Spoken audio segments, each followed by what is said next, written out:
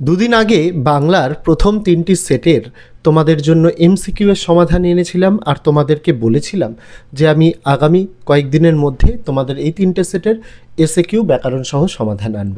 সেই কথা মতোই আজকে তোমাদের জন্য ৩টি সেটের সমাধান, এসএকিউ এর সমাধান উত্তর সহ দেখিয়ে দেবো। ভিডিও চলাকালীন তোমাদের জন্য একটি পাসওয়ার্ড দেখানো থাকবে, ডেসক্রিপশানে দেওয়া থাকবে ফ্রি পিডিএফ ডাউনলোডের লিঙ্ক। সেখানে ক্লিক করলে যখনই পাসওয়ার্ড চাইবে সেটার দ্বারা তোমরা ডাউনলোড করে নিতে পারবে এই ভিডিওর পিডিএফটি। প্রথমে পেজ নম্বর 9 প্রথম প্রশ্ন 2.1.1-এর হাসি গোপন করিল। কে কেন হাসি গোপন করেছিল? উত্তর হবে পথের দাবি উপন্যাসে অপূর্ব নামক চরিত্রটি হাসি গোপন করেছিল কারণ সে জানত যে তার আনন্দ বা হাসি প্রকাশ পেলে তা ব্রিটিশদের কাছে তার উদ্দেশ্য সম্পর্কে সন্দেহ তৈরি করতে পারে। 2.1.2-এর প্রশ্ন নদের চাঁদ সব বোঝে। নদের চাঁদ কি বোঝে? উত্তর 30 বছর বয়সে নিজের পেশারত দায়িত্ব কিভাবে পালন করতে হয় এবং আচরণ কেমন হওয়া উচিত তা নদের চাঁদ বোঝে। 2.1.3-এর প্রশ্ন ইসাবের মেজাজ চড়ে গেল। কেন ইসাবের মেজাজ চড়ে গিয়েছিল? উত্তর বন্ধু অমৃতকে কালিয়া যখন জোর করে কুস্তির ছলে খোলা মাঠে ছুড়ে ফেলেছিল এবং ছেলের দল আনন্দে চেঁচিয়ে উঠল তখন তা দেখে ইসাবের মেজাজ চড়ে উঠেছিল। 2.1.4-এর প্রশ্ন মেশোর মুখে করুণার ছাপ দেখে তপনের কী অভিব্যক্তি হয়? উত্তর তপন বুঝতে পারে যে তার গল্পের গুরুত্ব না দিয়ে মেশোমশাই শুধু তাকে করুণা দেখাচ্ছেন, এতে সে দুঃখ পায়। 2.1.5-এর প্রশ্ন হতেই পারে না। বক্তা কি হতে পারে না বোঝাতে চেয়েছেন? উত্তর হরিদা বিরাগী সাজলে কথক ও তাঁর বন্ধুরা তাঁকে চিনতেই পারেননি। তাদের মধ্যে ভবতোষী ভেবেছিল এই বিরাগী কখনোই হরিদা হতে পারেন না। কবিতা থেকে 2.2.1-এর প্রশ্ন হা ধিক মোরে। বক্তা কেন নিজেকে ধিক্কার দিয়েছিলেন? উত্তর মেঘনাদ বিলাসিতায় মত্ত থাকাকালীন পিতা রাবণকে রক্ষা করতে যুদ্ধে যেতে পারেননি বলে নিজেকে ধিক্কার দিয়েছিলেন। 2.2.2-এর প্রশ্ন রক্তমুছি শুধু গানের গায়ে, কথাটির অর্থ কী? উত্তর হিংসা আগ্রাসনের অস্ত্রের আঘাতে মানবতা আজ রক্তাক্ত। মনুষ্যত্বের এই রক্তক্ষয়ী অপচয়কে গানের মতো সৃষ্টিশীলতা দিয়েই প্রতিরোধ বা প্রশমিত করা সম্ভব। 2.2.3-এর প্রশ্ন বলো ক্ষমা করো। কে কেন এই বাণী উচ্চারণ করবে? উত্তর এখানে যুগান্তের কবি বা কবি কল্পিত যুগান্তের কবি এই বাণী উচ্চারণ করবে যারা অত্যাচারিত মানবতা লুণ্ঠিত আফ্রিকাবাসীদের কাছে ক্ষমা প্রার্থনা করেছে। 2.2.4-এর প্রশ্ন পঞ্চকন্যা কারা? উত্তর সৈয়দ আলাওল রচিত পদ্মাবতী কাব্যের অংশবিশেষ সিন্ধু তীরে কাব্য কাহিনীতে বর্ণিত পঞ্চকন্যার মধ্যমণি হলেন সিংহল রাজকন্যা পদ্মাবতী আর তাঁর 4 জন সখী হল চন্দ্রকলা, বিজয়া, রোহিণী ও বিধুন্নলা। 2.2.5-এর প্রশ্ন সে জানতো না। সে কি জানতো না? উত্তর সে অর্থাৎ মেয়েটি জানতো না যে তার যুদ্ধ প্রত্যাশী প্রিয়জনটি আর কোনোদিনই ফিরে আসবে না।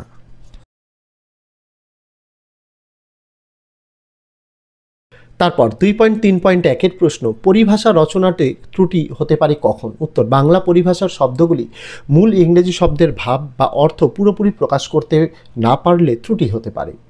2.3.2-এর প্রশ্ন আশ্চর্য সবই আজ অবলুপ্তির পথে। আজ কি অবলুপ্তির পথে? উত্তর আজ বাংলা ফাউন্টেন পেন এবং কালিসহ তার লেখার সরঞ্জামগুলি অবলুপ্তির পথে। 2.3.3-এর প্রশ্ন এই ধারণা পুরোপুরি ঠিক নয়। কোন ধারণা পুরোপুরি ঠিক নয় বলেছেন লেখক? উত্তর লেখক মনে করেন যে পারিভাষিক শব্দ বাদ দিয়ে বক্তব্য প্রকাশ করলে রচনা সহজ হয়। এই ধারণাটি পুরোপুরি ঠিক নয়।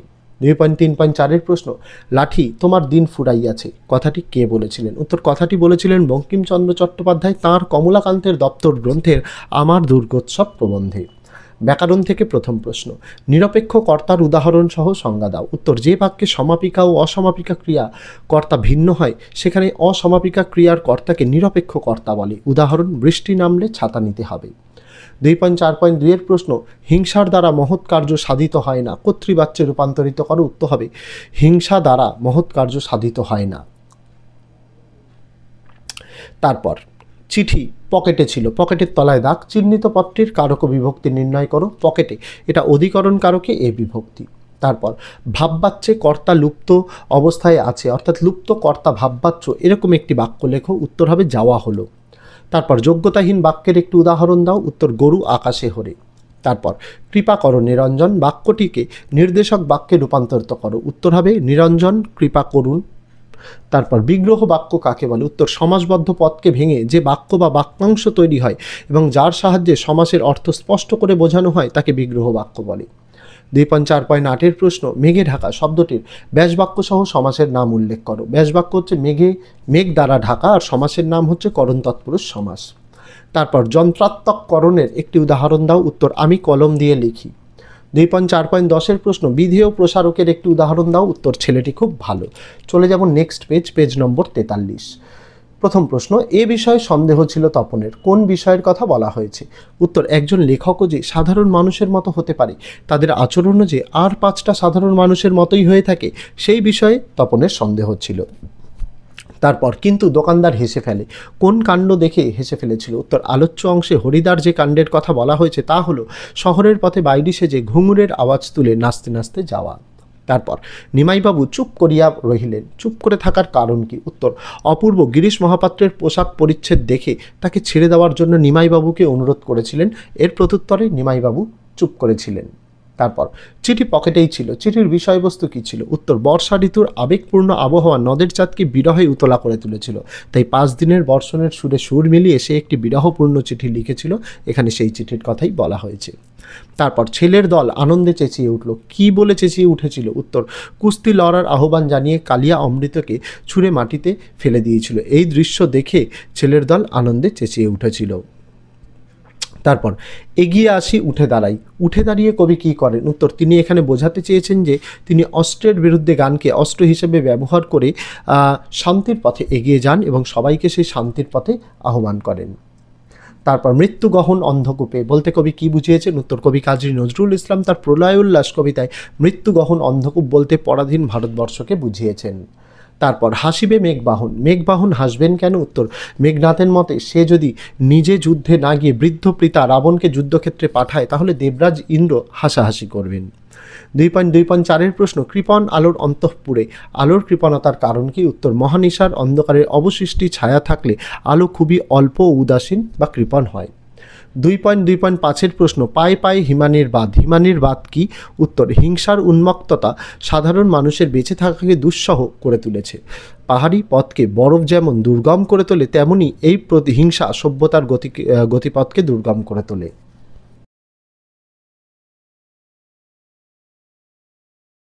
তারপর 2.3.1 প্রশ্ন, এতে রচনা উৎকট হয়, রচনা উৎকট হয় কিসে? উত্তর, অপ্রয়োজনীয় ও অপ্রচলিত দুর্বোধ্য শব্দ বা অতিরঞ্জিত শব্দ ব্যবহার করলে রচনা উৎকট ও কঠিন হয়ে ওঠে। 2.3.2 প্রশ্ন, ইতিহাসে ঠাঁই কিন্তু তার পাকা, ইতিহাসে কার ঠাঁই পাকা? উত্তর, যারা ওস্তাদ কলম্বাস তাদের এই কথা বলা হয়েছে। তারপর, তারা ওই কালো জলে হরিতকি ঘষত, কোন কালো জলে? উত্তর, তারা লোহার কড়াইয়ে তৈরি কালির জন্য সেই কালো জলে হরিতকি ঘষত, যা লেখাকে আরও পাকা করত। মানে লোহার কড়াইয়ের তলায় যে জলটা জমতো, মানে ঘষার পর যে জলটা থাকতো, সেই জলটার কথা বলা হয়েছে। 2.3.4 প্রশ্ন, তাই এই ব্যবস্থা, কী কারণে এই ব্যবস্থা? উত্তর, বিদেশে উন্নত ধরনের নিবো বের হয়েছিল এক সময়, সেসব গরুর শিং নয়তো কচ্ছপের খোল কেটে তৈরি হতো, খুবই টেকসই, পালকের কলম বা তাড়াতাড়ি ভোঁতা হয়ে যায়, তাই এই ব্যবস্থা। ব্যাকরণ থেকে, তির্যক বিভক্তি কাকে বলে? উত্তর, যে বিভক্তি একের বেশি কারকে ব্যবহৃত হয়, অর্থাৎ একাধিক কারকের ক্ষেত্রেই যেটি প্রযোজ্য তাকে তির্যক বিভক্তি বলে। 2.4.2 প্রশ্ন, রত্নাকর শব্দটির ব্যাসবাক্য সহ সমাসের নাম লেখো। ব্যাসবাক্য হচ্ছে রত্নের আকর, সমাসের নাম ষষ্ঠী তৎপুরুষ সমাস। 2.4.3 প্রশ্ন, বাক্য নির্মাণের শর্তে আসক্তি কাকে বলে? উত্তর, বাক্য নির্মাণের শর্তে আসক্তি হলো বাক্যের অন্তর্গত পদগুলির অর্থের সঙ্গতি রেখে যথাযথ নৈকট্য বা পদ সন্নিবেশ। তারপর, তারা আর স্বপ্ন দেখতে পারলো না, ভাববাচ্যে রূপান্তর করে। উত্তর, তাদের দ্বারা আর স্বপ্ন দেখা হলো না। পরের প্রশ্ন, সম্বন্ধপদ কারক নয় কেন? উত্তর, সম্বন্ধপদ ক্রিয়াপদের সঙ্গে সরাসরি সম্পর্ক তৈরি করে না, বরং বাক্যের অন্য একটি বিশেষ পদের সঙ্গে সম্পর্ক বোঝায়, তাই এটি কারক নয়। পরের প্রশ্ন, উপপদ তৎপুরুষ সমাস কাকে বলে? উত্তর, যে তৎপুরুষ সমাসে উপপদের সঙ্গে কৃদন্ত পদের সমাস হয় এবং একটি নতুন শব্দ গঠিত হয় তাকে উপপদ তৎপুরুষ সমাস বলে। তারপর, সবাই এখানে লেখক, জটিল বাক্যে পরিণত করো। উত্তর, যারা এখানে আছেন, তারাই লেখক। তারপর, ঘণ্টা বাজে, এটি কোন ধরনের বাচ্য? উত্তর, এটি কর্মকর্তৃ বাচ্য। তারপর, সমধাতুজকরণের একটি উদাহরণ দাও। উত্তর, বালিকাটি খুশি মনে একটি সুন্দর হাসি হাসলো। তারপর, উপমান ও উপমিত কর্মধারায় সমাসের একটি পার্থক্য লেখো। উত্তর, উপমান কর্মধারায় সমাসে সাধারণ ধর্ম উল্লিখিত থাকে, কিন্তু উপমিত কর্মধারায় সমাসে সাধারণ ধর্ম উল্লিখিত থাকে না। চলে যাব নেক্সট পেজ, পেজ নম্বর 87-এ।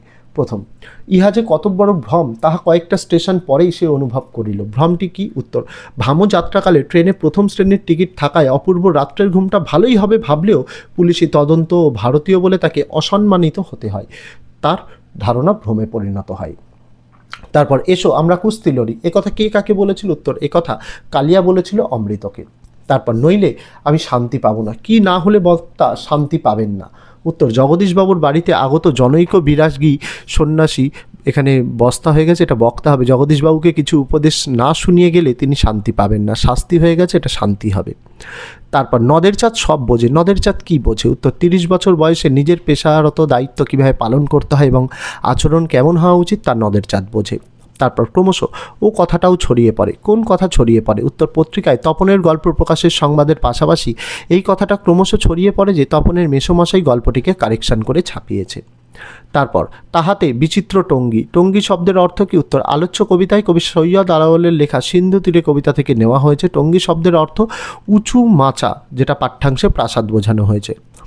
তারপর অম্বুরাশি সুতা কার ছদ্মবেশ ধারণ করেছিলেন? উত্তর হবে দেবী লক্ষ্মীর ছদ্মবেশ ধারণ করেছিলেন মায়া বা ছায়া সীতার। তারপর দ্বাদশ রবির বহির্জ্বালা বলতে এখানে কি বোঝানো হয়েছে? উত্তর, প্রলয় উল্লাস কবিতায় নবযুগের বার্তাবাহী ভয়ঙ্কর প্রলয় একটি সূর্যের তেজ নয়, 12টি সূর্যের ন্যায় দীপ্ত ও তীব্র, এই তীব্রতা বোঝাতেই উক্ত শব্দবন্ধটি ব্যবহৃত হয়েছে।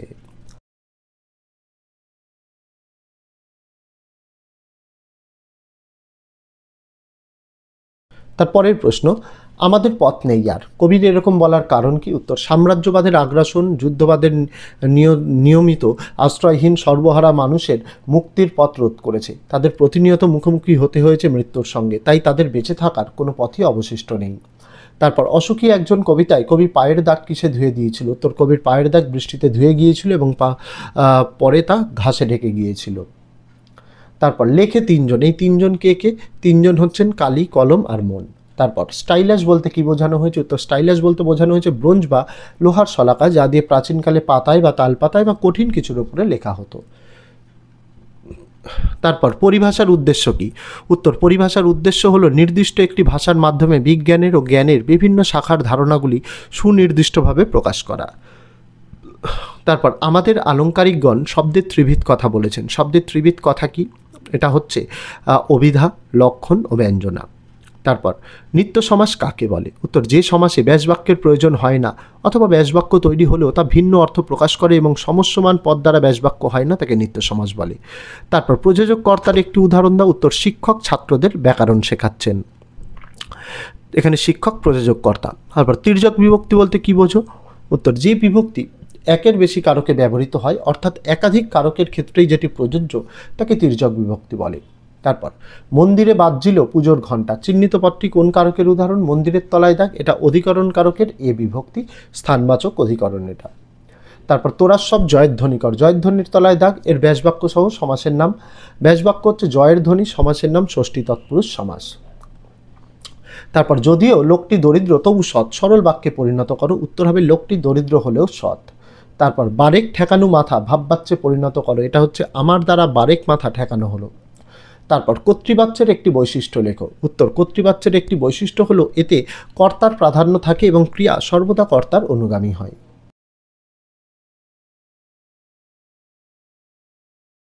তারপর 2.4.9 প্রশ্ন, সেই মেয়েটির মৃত্যু হলো না, হ্যাঁবাচক বাক্যে রূপান্তরিত করো। উত্তর হবে সেই মেয়েটি চিরজীবী রইল।